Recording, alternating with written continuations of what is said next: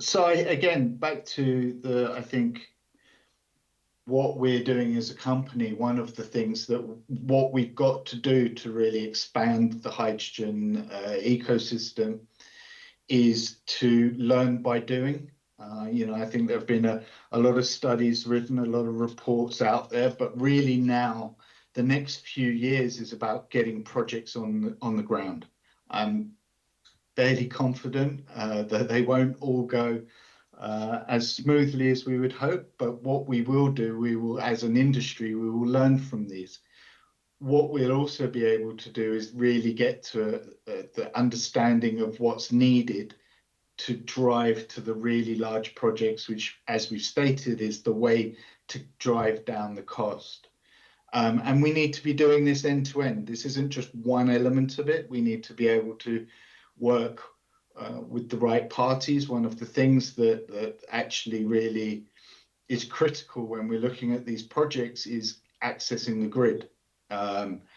And being able to get a good grid, stable grid access, the production facility, and then the transport, and then the off-taker, lining all of those up. So what we're doing now by deploying projects such as the one in West Wales at 20 megawatts is learning and being able to de-risk future projects. So I think that's critical.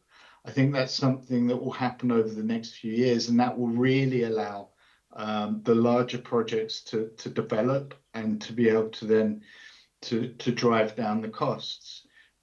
Don't underestimate the effectively the cost within the levelized cost of hydrogen that comes from financing, and underlying that is risk.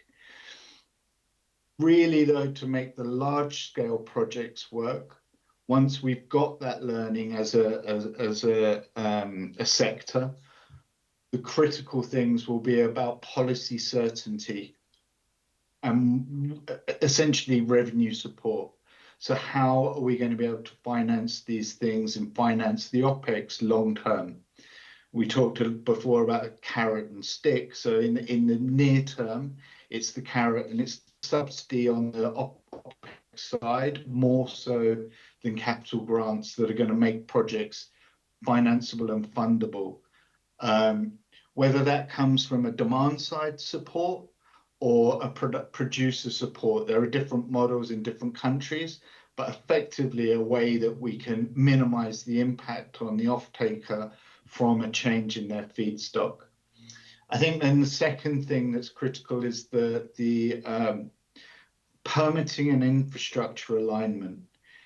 It isn't easy to permit these projects. It isn't an easy thing to find the right locations, as we mentioned, with the grid infrastructure, but then being able to get the permitting and particularly for pipelines, and how we do that and how that's lined up across countries. I think despite a hiccup, as I mentioned, late last year, Denmark are now showing that it can be done. But I think Germany's really been leading the way in the kind of large scale pipeline infrastructure, and how quickly they've been able to move to actually start implementing and building rather than spending a lot of time in the design and permitting stage. I think the last point on that would then be back to this sector view. It's about partnerships and how we all work together. There's no doubt that things like the capital cost of electrolyzers are critical to getting projects moving forward. So we do need to see improvements in technology in terms of efficiency and degradation rates within the electrolysis process. But that's only one element of it. We need that, as mentioned, the grid element to come through. How do we deal with getting the grid into the right places for us to grow these projects? Then off-takers, how are we going to de-risk that off-take to make sure we've got that demand base so that when we put these projects down, we can get them through and financed. And I do see that the early projects will have more focus on that risk, but as we as a sector get more knowledge and learning, that's going to help for the future.